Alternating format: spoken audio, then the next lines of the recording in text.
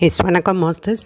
பிதாமக பத்திரிஜிக்கு என்னுடைய நன்றி வணக்கத்தையும் தெரிவித்து கொண்டு, எல்லாம் வல்ல இறைவனுக்கும் என்னுடைய நன்றி வணக்கத்தையும் தெரிவித்து கொண்டு, அடுத்த திருவருட்பயன் 49வது பாடலில் நமக்கு என்ன சொல்கிறாங்க அப்படிங்கிறத பார்க்கலாம்.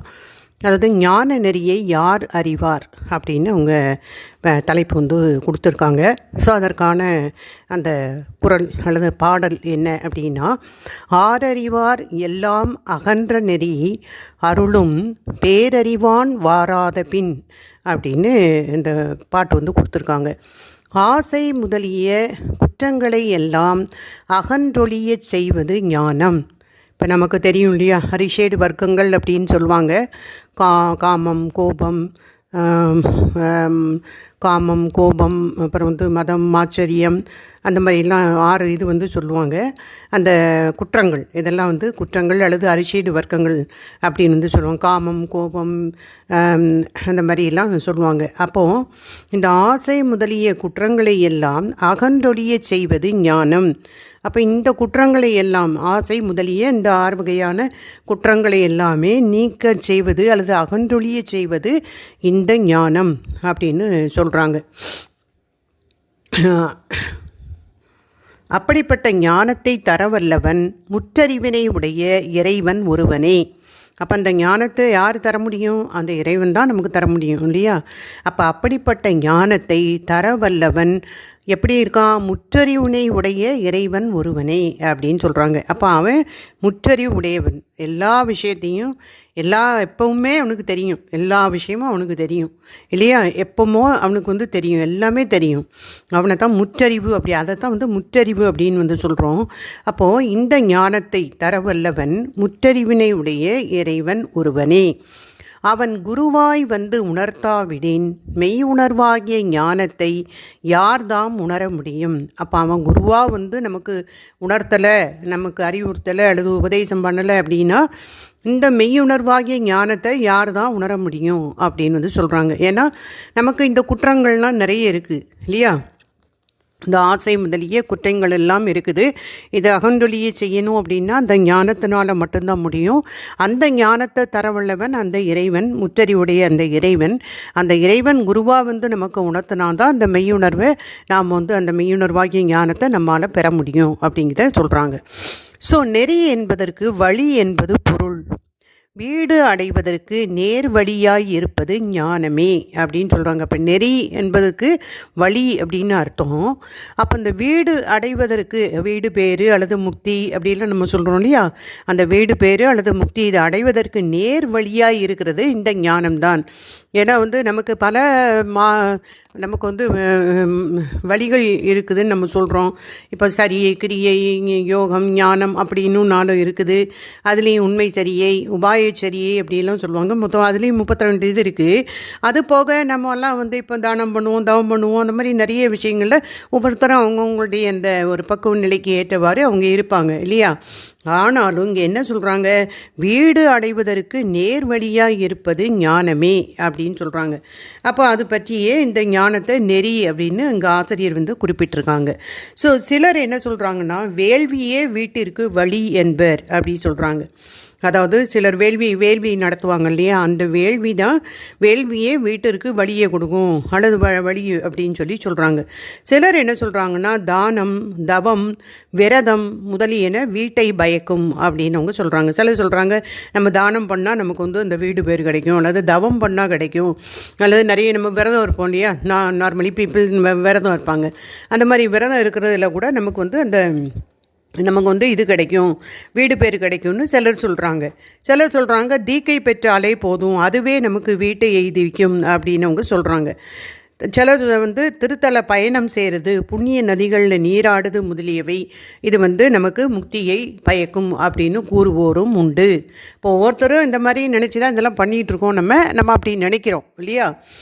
தானம் தவம் பண்ணால் நமக்கு வீடு பேர் கிடச்சிரும், அல்லது நமக்கு இந்த திருத்தல பயணம் செஞ்சால் கிடைக்கும், புண்ணிய நதியில் நீராடினா கிடைக்கும், அல்லது தீக்கை பெற்றாலே போதும் அப்படின்னு ஒவ்வொருத்தரும் அது மாதிரி சொல்கிறாங்க. ஆனால் இங்கே என்ன சொல்கிறாங்க ஆசிரியர்? இப்படி பல வழிகள் இருக்க ஞானமே வீட்டிற்கு வழி என்று கூறுவது ஏன் என்று கேட்கலாம். ஏன்னா இங்கே முதலே சொல்லுதாங்க, இந்த ஞானம்தான் வீடு பேர் அடைவதற்கு நேர் வழி அப்படின்னு சொன்னாங்க இல்லையா. அப்போ அது என்ன காரணத்தினால அப்படி சொல்கிறாங்க? இப்போ இப்படி பல வழிகள் இருக்குன்னு நம்ம பார்த்தோம். ஆனாலும் இந்த ஞானமே வீட்டுக்கு வழின்னு ஏன் சொல்கிறாங்க அல்லது கூறுவது ஏன் அப்படின்னு கேட்டால், அதாவது இப்போ மேலே கூறின இந்த விஷயங்கள்லாம் இருக்கு இல்லையா. இப்போ அதாவது வேள்வி நடத்துறது, தானம், தவம், விரதம், தீக்கை அல்லது திருத்தல பயணம் செய்தல் அல்லது புண்ணிய நதிகளில் நீராடுறது, இப்படிப்பட்டவை எல்லாமே நல்ல கதிக்கு வழிகளே அப்படிங்கிறதுல எந்த ஐயமும் இல்லை அப்படின்னு சொல்கிறாங்க. அப்போ இது நல்ல கதிக்கு நமக்கு வழிவகுக்கும் அப்படின்னு சொல்கிறாங்க. இப்போ அடுத்தடுத்த பிறவிகளை ஒரு நல்ல பிறவி நாம் எடுக்கிறதுக்கு அது உதவியாக இருக்கும். அதில் எந்த ஐயமும் இல்லை. நல்ல கதிக்கு வழிகளே அப்படின்னு அவங்க சொல்கிறாங்க. எதை? இப்போ நான் சொன்ன விஷயங்களே எல்லாம். ஓகேங்களா? ஆனால் அவை முக்திக்கு நேர் வழிகள் அல்ல என்பதை உணர்தல் வேண்டும். ஆனால் முக்திக்கு நேர்வழி அது கிடையாது அப்படின்னு சொல்கிறாங்க. ஓகேங்களா? அப்போ அவற்றை இப்போ நாம் இந்த தானத்தையோ தவத்தையோ வேள்வி அல்லது தீக்கை அல்லது திருத்தல பயணம் செய்தல் அல்லது புண்ணிய நதிகளில் நீராடுது, இதை மாதிரி விஷயங்களை நாம் மேற்கொண்டால் இப்பிறப்பிலோ அல்லது வேறொரு பிறப்பிலோ ஞானத்தை பெறுவதற்கு உரிய பக்குவம் வாய்க்கும். அப்போ இந்த ஞானத்தை பெறதுக்கு ஒரு பக்குவம் வேணும். ஏன்னா சகலரில் இப்போ மூவகை உயிர்கள் போன ஆடியோவில் பார்த்தோம். அந்த மூவகை உயிர்லேயும் பக்குவப்பட்டவங்களுக்கு தான் அந்த இறைவன் அந்த சகலரில் பக்குவப்பட்டவங்களுக்கு அவர் குரு வடிவில் அல்லது ஞானாசிரியராக அந்த ஞானத்தை கொடுக்காரு. அதே மாதிரி இப்போ விஞ்ஞானகலர் அப்படின்னா உள்ளிருந்து உணர்த்துறாரு. பிரளயாகலர்னால் அவர் தன்னுடைய இயற்கை வடிவத்திலே அவர் வராரு இல்லையா. அப்போ இதில் இப்போ ஒவ்வொரு உயிரினங்களுடைய வகைகள்லையும் அந்த பக்குவப்பட்ட ஆன்மாக்களுக்கு தான் இறைவன் ஞானத்தை கொடுக்குறாங்க இல்லையா. அப்போ இது என்ன சொல்கிறாங்க? அப்போ இந்த மாதிரிலாம் நீங்கள் பண்ணிங்கன்னா, தானம், தவம், வேள்வி அல்லது நீங்கள் பயணம் திருத்தல பயணம் செய்தல், புண்ணிய நதியில் நீராடுறது, இந்த மாதிரிலாம் பண்ணீங்க அப்படின்னா அந்த ஞானத்துக்கு உரிய பக்குவத்தை பெறுவதற்கு அவை துணை செய்யும் அப்படின்னு சொல்கிறாங்க. ஓகேங்களா? அப்போ ஞானத்தை அடைவதற்கு அவை என்ன சொல்கிறாங்க? முக்திக்கு நேரே வழியாவன அல்ல, ஞானத்தை அடைவதற்கு வழிகளே அன்றி முக்திக்கு நேரே வழியாவன அல்ல. அப்போ இது எல்லாமே செஞ்சோன்னா நமக்கு முக்தி கிடைக்காது. இந்த ஞானத்தை கிடைக்கிறதுக்குள்ள பக்குவத்தை நாம் பெற முடியும் இந்த மாதிரி விஷயங்கள்லாம் பண்ணும்போது அப்படின்னு சொல்கிறாங்க. அப்போ வேள்வி, தானம், தீக்கை முதலிய எவையாயினும் அவையெல்லாம் ஞானத்தை தந்து பின் ஞானம் வழியாக முக்தியை தரும் என்பதே உண்மை. அப்போ இந்த ஞானத்தை பெறுவதற்கான ஒரு பக்குவத்தை கொடுக்கும், அல்லது அந்த ஞானத்தை தரக்கூடிய ஒரு வாய்ப்பு அங்கே நமக்கு கிடைக்கும். ஞானத்தை இப்பிறவிலோ அல்லது எப்பிறப்பிலோ நம்ம ஞானத்தை பெறக்கூடிய அந்த வாய்ப்பு, அந்த ஒரு பக்குவத்தை அல்லது அந்த ஒரு என்ன சொல்கிறது, நமக்கு அந்த வாய்ப்புகள் நமக்கு கிடைச்சி அந்த ஞானத்தை நாம் பெற்று அது பிறகு ஞானம் வழியாகத்தான் முக்தியை பெற முடியும்னு சொல்கிறாங்க. ஆகவே ஞானம் இல்லாமல் முக்தியை அடைதல் இயலாது. இப்போ ஞானம் பெற்றால்தான் முக்தி. இப்போ சரியை, கிரியை, யோகம், ஞானம். இப்போ ஞானங்கிறது தான் அல்டிமேட் இல்லையா, அதுதான் கடைசி. அந்த ஞானத்தின் மூலம்தான் நம்ம முக்தியை அடைய முடியும் இல்லையா, அதுதான் இங்கே சொல்கிறாங்க. ஸோ ஞானம் இல்லாமல் முக்தியை அடைதல் இயலாது எனவும் ஞானமே முக்திக்கு நேர்வழி எனவும் இங்கு அறியலாம் அப்படின்னு சொல்கிறாங்க. ஓகே மாஸ்டர்ஸ், அப்போ இன்னொன்றையும் நம்ம கருதல் வேண்டும். இப்போ ஞானம் இன்றியே இப்போ சிலர் கேட்காங்களா, இல்லை ஞானம் இல்லாமலே நம்ம முக்தி அடைய முடியுமா இந்த மாதிரி விஷயங்கள்லாம் பண்ணால் அப்படின்னா அதுக்கான விடையை அவங்க கொடுக்குறாங்க. ஞானமின்றியே வேள்வி, தானம் முதலியவற்றை வீட்டை தருதல் இயலும் என்று கூறினால், இப்போ அவங்க என்ன சொல்கிறாங்க? இப்போ ஞானம், வேள்வி இதெல்லாம் நம்ம செஞ்சோன்னா அது வீட்டை தரும் அப்படின்னு சொன்னால் அதுக்கு என்ன பொருள்? ஞானம் இல்லாமலும் முக்தி அடையலாம் என்பது தானே அதனுடைய பொருள் அப்படின்னு சொல்கிறாங்க. இப்போ ஞானம் இல்லாத நிலை என்பது அஞ்ஞானம் தானே. இப்போ ஞானம் இல்லை அப்படின்னா அது அஞ்ஞானம், அதுக்கு பேர் அஞ்ஞானம் இல்லையா. அப்போ ஞானம் இல்லாமலேயே வீட்டை அடையலாம் அப்படின்னா அஞ்ஞானத்தில் இருந்து கொண்டே நம்ம வீட்டை அடையலாம் அப்படின்னு அது ஆகிப்போகும் இல்லையா. அதனால் அது கிடையாது, அப்படி கிடையாதுன்னு சொல்கிறாங்க. இருந்து கொண்டே அந்த அஞ்ஞானத்தில் இருந்து கொண்டே முக்தி நிலையை பெறலாம் என்று ஆகிவிடுகிறது. இது எவ்வாறு பொருந்தும் அப்படின்னு சொல்கிறாங்க. ஸோ அஞ்ஞானத்தால் உண்டாவது கட்டுநிலை என்று அறிந்திருக்கிறோம். அப்போ நமக்கு தெரியும் நானோ மனம், இந்த அறியாமை அப்படின்னு நம்ம சொல்கிறோம், அது அஞ்ஞானம்னு சொல்கிறோம். ஸோ அந்த அஞ்ஞானத்தால் உண்டாவது இந்த ஆன்மாக்களுக்கு இல்லை இந்த உயிர்களுக்கு கட்டுநிலையை தான் அது கொடுக்குது. எனவே அஞ்ஞானத்தில் இருந்து கொண்டே வீட்டை அடையலாம் என்றால் கட்டுநிலையே வீட்டு நிலை என்றாகிவிடும் அப்படின்னு சொல்கிறாங்க. இப்போ கட்டுநிலையே அது வீட்டு முத்தி நிலை அல்லது வீட்டு நிலைன்னு ஆயிரும் இல்லையா, அதை சொல்கிறாங்க. அப்போ இதைவிட நகைப்பிற்கு இடமானது வேறு என்ன இருக்க முடியும்? ஆதலால் ஞானமின்றி பிற வகையினாலும் முக்தியை பெறலாம் என்பது சற்றும் பொருந்தாத ஒரு கூற்றே ஆகும் அப்படின்னு சொல்கிறாங்க. அப்போ ஞானம் இல்லாமல் முக்தியை பெற முடியாது. இப்போ தானம், தவம், இந்த மாதிரி வேள்விகள் இதெல்லாம் நம்ம பண்ணாலும் ஞானத்தை பெறக்கூடிய ஒரு பக்குவத்தை நமக்கு கொடுத்து அது இந்த பிறப்பிலோ அல்லது எப்பிறப்பிலோ அந்த ஞானத்தை நாம் பெற்று அதன் வழி தான் முக்தியை அடைய முடியும். இப்போ இந்த மாதிரி விஷயங்கள்லாம் நம்ம பண்ணோன்னா ஞானத்தை அடைய முடியும். அப்படின்னா நாம் ஞானத்தை நம்ம ஞானம் இல்லாமலே நாம் முக்தி அடைய முடியுமா அப்படின்னா அப்போ அது அஞ்ஞானம்னு ஆகிப்போகும். அஞ்ஞானத்தால் முக்தி அடைய முடியாது, ஞானத்தால் மட்டும்தான் முக்தியை அடைய முடியும். ஏன்னா அஞ்ஞானம் அப்படிங்கிறது அந்த அறியாமை, அந்த கட்டுநிலையே ஆயிரும். அப்போ கட்டுநிலையும் முக்தி நிலையும் ஒன்றா கிடையாது இல்லையா, அதைத்தான் அவங்க சொல்கிறாங்க. அப்போ ஞானமாகிய அந்த ஒளி வர அஞ்ஞானமாகிய இருள் தானே விலகி முக்தி எளிதில் கைகூடும். அப்போ எப்போ அந்த ஞானமாகிய இந்த ஒளி நமக்கு வருதோ அப்போதான் நம்மிடமுள்ள அந்த அஞ்ஞானமாகிய இருள் தானே விலகி நமக்கு முக்தி எளிதில் கைகூடும். ஆகவே ஞானம் ஒன்றே முக்திக்கு நேர் வழி எனவும் ஞானம் தவிர வேறு எதுவும் முக்தியை நேரே தரவல்லது ஆகாது எனவும் நன்கு உணர்ந்து கொள்ளுதல் வேண்டும். அப்போ ஞானம் ஒன்று தான் முக்திக்கு நேர் வழி, மற்ற எல்லா விஷயங்களுமே நேர் வழி கிடையாது. ஞானம் தவிர வேறு எதுவுமே முக்தியை நேரே தரவல்லது ஆகாது அப்படின்னு சொல்கிறாங்க. அதனால் இந்த சிவஞான போதம் ஞானத்தை நன்னெறி அப்படின்னு இங்கே குறிப்பிடுறாங்க. இங்கே நம்ம ஆசிரியர் ஞானத்தை நெறி என்ற சொல்லால் இங்கே நமக்கு குறிப்பிட்டிருக்காங்க. சரிங்களா? ஏன்னா அப்புறம் நெறி அப்படின்னாலே வழி அப்படின்னு நம்ம பொருள் பார்த்தோம். அப்போ வீடு பேறு அடைவதற்கான அல்லது வீடு அடைவதற்கு நேர்வழியாக இருப்பது அந்த ஞானம் அப்படின்னு நம்ம பார்த்துருக்கோம். சரி, இப்போ ஒரு உதாரணம் நமக்கு கொடுக்காங்க. எல்லாம் அகன்ற நெறி அப்படின்னு ஒரு தலைப்பு கொடுத்து நமக்கு ஒரு உதாரணம் கொடுக்குறாங்க. இப்போ பக்குவப்படுவதற்கு முன்பு ஒருவன் எப்படி எல்லாமோ வாழ்கிறான். பக்குவப்படுறதுக்கு முன்னாடி ஒருவன் எப்படி இல்லாமோ வாழ்கிறான். எப்படி? வீடு, வாசல், செல்வம் ஆகிய இவையே நிலையானவை என்று எண்ணுகிறான். இப்போ நம்மலாம் எண்ணிகிட்ருக்கோம் இல்லையா, இதான் வீடு, வாசல், செல்வம், இதுதான் நிலையினது நம்ம நினச்சிட்ருக்கோம். உண்மையிலே துன்பம் கொடுப்பன எல்லாம் அவனுக்கு இன்பமாக தோன்றுகின்றன. யாரையோ தனக்கு உறவு என்றும் அவர்கள்தான் தன்னை தாங்குவார்கள் என்றும் நம்புகிறான். இதெல்லாம் எப்போவும் பக்குவப்படுறதுக்கு முன்னாடி மனுஷன் இப்படி தான் வாழ்கிறான். இப்போ நாமெல்லாம் அப்படி தான் இருக்கிறோம் இல்லையா? வீடு, வாசல், செல்வம் இதைத்தான் நிலைன்னு நினைக்கும். இதெல்லாமே துன்பம் கொடுப்பன அப்படிங்கிறது நமக்கு தெரியல. யாரையோ நம்ம உறவுன்னு நம்ம நினைக்கிறோம், அவங்களாம் நம்ம தாங்குவாங்கன்னு நினைக்கிறோம். அதை தான் இங்கே சொல்கிறாங்க. ஊர் வேண்டும், பேர் வேண்டும், உற்றார் வேண்டும் என்று அவற்றையே மெய்யென்று நினைத்து வேண்டுகிறான். அப்போ நம்ம அப்படி தான் நினைக்கிறோம். நமக்கு இப்போ ஊர் வேணும், பேர் வேணும், ஆள் வேணும், உற்றார் வேணும், அப்படி அதைத்தான் நம்ம மெய்யின்னு நம்ம நினைக்கும். ஆனால் பக்குவம் வந்தவுடன் குருநாதரை அடைந்து அவரது உபதேசத்தை பெற்றவுடன் இந்த உலக மயக்கம் போய்விடுகிறது. அப்போ பக்குவம் ஆகிறதுக்கு முன்னாடி தான் இவன் இப்படி இருக்கிறான். எல்லாத்தையும் பொய்யெல்லாம் மெய்யின்னு அவன் நினச்சிக்கிட்டு இருக்கான். ஆனால் பக்குவம் அடைஞ்ச பிறகு ஞானாசிரியரை அடைந்து அவரது உபதேசத்தை பெற்றவுடன் இந்த உலக மயக்கம் அவனுக்கு போய்விடுகிறது. அப்போ முன்பு எவற்றை மெய்யென்று பாராட்டினானோ அவற்றை இப்பொழுது பொய் என்று தெளிந்து வெறுத்து ஒதுக்குகிறான். இப்போ தான் அவனுக்கு உண்மை நிலையே புரிஞ்சிருக்கு. பக்குவம் வந்தாச்சு. ஞானாசிரியருடைய உபதேசத்தை கேட்ட பிறகு தான் அவனுக்கு தெரியுது எது மெய் எது பொய் அப்படிங்கிறதும் அவனுக்கு தெரிஞ்சு மெய்யென்று எதெல்லாம் பாராட்டினானோ இப்போ அதெல்லாம் பொய்ன்னு நினச்சி அவன் அதெல்லாமே வெறுத்து ஒதுக்குறான். இறைவன் ஒருவனை மெய்ப்பொருள், அவனே உயிர் துணை என்ற அந்த ஞானம் வந்தவுடன் உலக ஆசை முதலிய குற்றங்களை எல்லாம் ஓடி மறைகின்றன. அப்போ அந்த இறைவன் ஒருவன் தான் மெய்ப்பொருள், அவனே நமக்கு உயிர் துணை அப்படிங்கிற ஞானம் நமக்கு வந்த உடனே நம்மள்கிட்ட இருக்கக்கூடிய இந்த உலக ஆசை முதலிய குற்றங்கள் எல்லாமே ஓடி மறையுது அப்படின்னு அவங்க சொல்கிறாங்க. ஸோ இக்கருத்தை திருமூலர் தமக்கே உரிய முறையில் சுவைப்பட ஒரு விடுகதை போல நமக்கு சொல்கிறார். யார் சொல்கிறார்? Thirumoolar. Okay masters, sorry masters.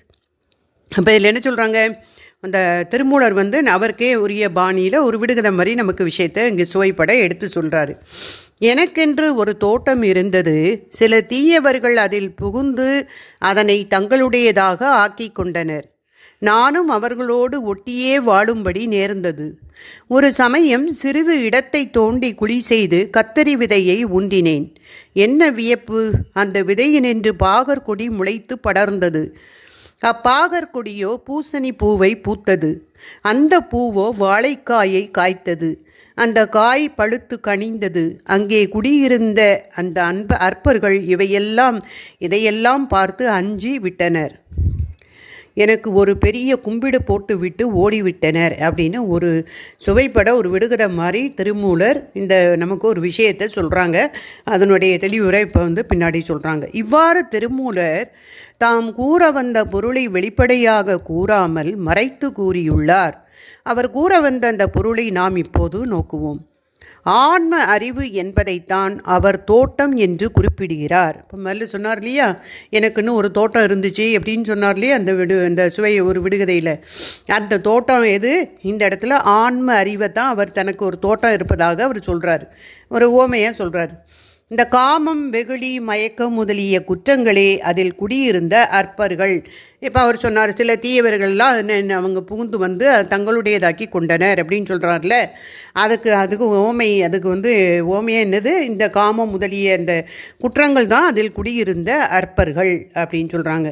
அடுத்து அவர் குழியை தோண்டி கத்தரி விதையை விதைச்சேன் அப்படின்லாம் சொன்னார் இல்லையா. அதுக்கு என்ன ஓமை சொல்கிறாங்க அப்படின்னா, அந்த ஓமையாக எதை சொன்னார்? குழியை தோண்டியது என்பது அவர் ஒரு குருநாதரை அடைந்து வழிபட்டமையை குறிக்கும். சரி, அதில் கத்திரியை விதைத்தது அவர் குருவினுடைய உபதேசத்தை கேட்டதை குறிக்கும் அப்படின்னு சொல்கிறார். அப்போ கத்திரி விதையை நான் ஊன்றுனேன், என்ன வியப்பு அப்படின்னு சொன்னார் இல்லையா. அப்போ குருவினுடைய உபதேசத்தை அவர் கேட்டதை தான் அப்படி சொல்கிறாரு அந்த விஷயத்தை.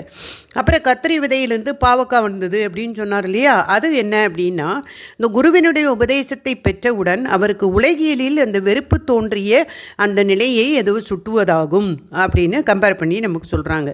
சரி, பாகல்கொடி பூசணி பூவை பூத்தது அப்படின்னு சொன்னாரே, அது என்னது அப்படின்னா, உலகின் மேல் ஏற்பட்ட அந்த வெறுப்புணர்ச்சியிலிருந்து வீடு பேற்றில் விருப்பம் உண்டாயிற்று என்பதை உணர்த்துகிறது. ஏன்னா அவருடைய அந்த அவா அங்கே மாறுது இல்லையா. என்ன, அவர் உலகின் மேலே ஏற்பட்ட அந்த வெறுப்புணர்ச்சியிலிருந்து அவர் அதிலிருந்து அவர் ஷிஃப்ட் ஆகிறார். என்ன, வீடு பேர் அடையணுங்கிற விருப்பம் அவருக்கு மாறி வந்துட்டு இல்லையா. அதைத்தான் இங்கே பாவற்காயை போட்டால் பூசணி பூ வந்தது அப்படின்னு அதை நமக்கு எடுத்து சொல்கிறாரு. அடுத்தது வாழைக்கனி அந்த பூசணி பூவு அதுலேருந்து வாழைக்கனி கிடைச்சதுன்னு மாற்றி சொல்கிறாரு. அப்போ அதை எது ஓமையாக சொல்கிறாரு அப்படின்னா, வாழைக்கனி இந்த பேரின்ப வாழ்வை குறிக்கிறது.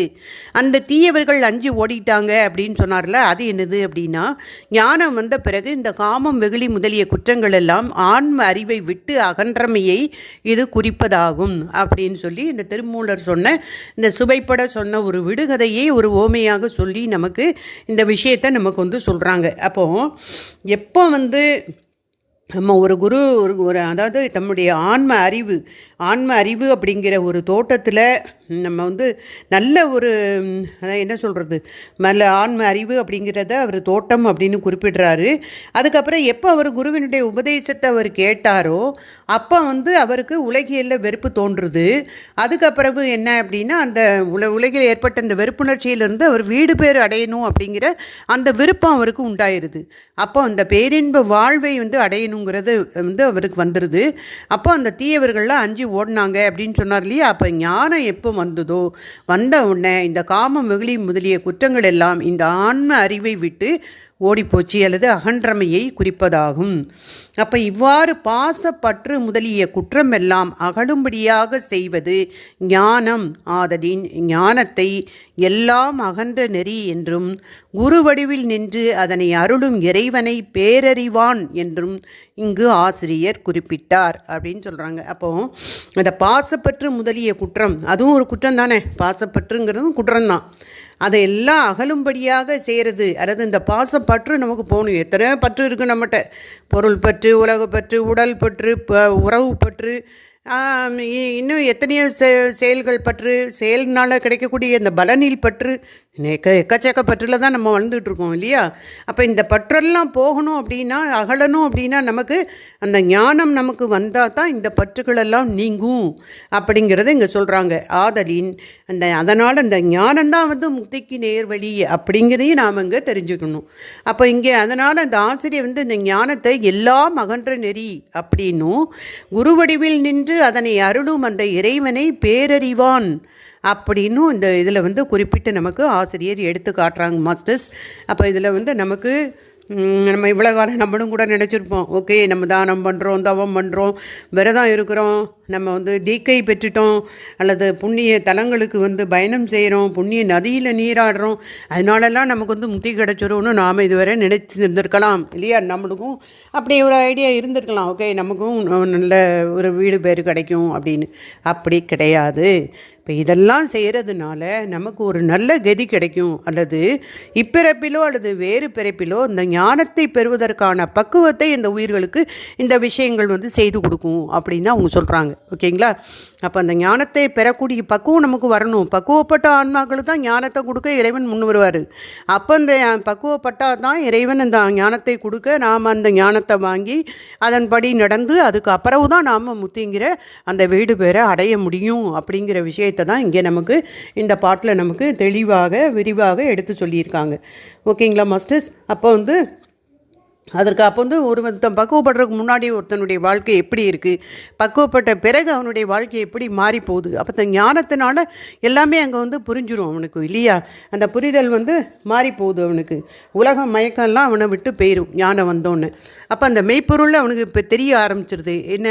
இறைவன் ஒருவனே மெய்ப்பொருள், அவனே உயிர் துணை அப்படிங்கிற அந்த ஞானம் வந்தவுடனே இந்த அரிஷேட வர்க்கங்கள் நமக்கு தெரியும் இல்லையா? இந்த காமம், கோபம், மோகம் அப்படின்லாம் நிறைய 6 வரையான அரிஷேட வர்க்கங்கள் இருக்குது. இந்த உலக ஆசை முதலிய குற்றங்கள் எல்லாமே வந்து ஓடி மறையுது அப்படின்னு வந்து சொல்கிறாங்க. ஓகேங்களா மாஸ்டர்ஸ்? அப்போ இந்த ஆசைகள் எல்லாம் வந்து ஓடி மறைஞ்சி நம்ம வந்து இவ்வளோ நாடு மெய்யின்னு எதெல்லாம் நினச்சிட்டு இருந்தோமோ அதெல்லாம் இப்போ போய் அப்படிங்கிறது நமக்கு இப்போ தெரிந்து அதையெல்லாம் நாம் வெறுத்து ஒதுக்க ஆரம்பிச்சிருவோம். அதுக்கப்புறம் அந்த ஞானத்தை பெற்று அந்த ஞானத்தின் மூலம்தான் நாம் வந்து அதன்படி நடந்து, இப்போ ஞானத்திலே 4 வழிகள் இருக்கும் நமக்கு. சிவபிராசத்துலேயே நம்ம வந்து பார்த்துருப்போம். அதாவது கேட்டல், சிந்தித்தல், தெளிதல், நிட்டை உடல் அப்படின்னு 4 வகைகள், அந்த 4 படிநிலைகள் இருக்குது. அப்போ அதன் மூலம் அந்த மாதிரி கேட்டு சிந்தித்து நம்ம தெளிஞ்சு வாழ்க்கையில் அதை வந்து நம்ம வழிமுறையில் வந்து நம்ம வந்து கையாண்டு அது வாழ்க்கையில் நம்ம வந்து பின்பற்றும் போது நமக்கு அந்த வீடு பேர் அப்படிங்கிற அந்த விஷயம் நமக்கு கிடைக்கும். அப்படித்தான் இங்கே வந்து நமக்கு தெளிவாக எடுத்து சொல்லியிருக்காங்க. ஸோ வந்து இந்த பாசப்பற்று எந்த வகையான பற்று, இந்த உலகப்பற்றேன்னு வைங்களேன், இந்த உலகப்பற்று அப்படிங்கிற இந்த குற்றம் எல்லாமே நீங்கணுன்னா நமக்கு ஞானம் வரணும். ஞானம் வந்தால் தான் நமக்கு வந்து தெரியும். ஏன்னா அந்த அறியாமையில் இருக்கிறோம். அறியாமை அப்படின்னா அந்த இறைவன் ஒருவன் தான் மெய்ப்பொருள்னு அந்த அறிவு நமக்கு இப்போ இல்லை, நமக்கு தெரிய மாட்டேங்குது. அந்த நம்ம பொய்ப்பொருளை மெய்ப்பொருள்னு நினைக்கிறோம். அதுதான் வந்து அறியாமை. இந்த அறியாமை நீங்கணும் நமக்கு. அப்போ அறியாமை நீங்கணும்னா அந்த இடத்துல என்ன வரணும்? அந்த ஞானமாகிய அந்த ஒளி நமக்கு வரணும். எப்போ அந்த ஞானமாகிய ஒளி நமக்கு வருதோ அப்போந்தான் அந்த இருளாகிய அந்த அறியாமை நீங்கும் அப்படிங்கிற விஷயம்லாம் நமக்கு இங்கே சொல்லியிருக்காங்க. Okay masters, thank you masters.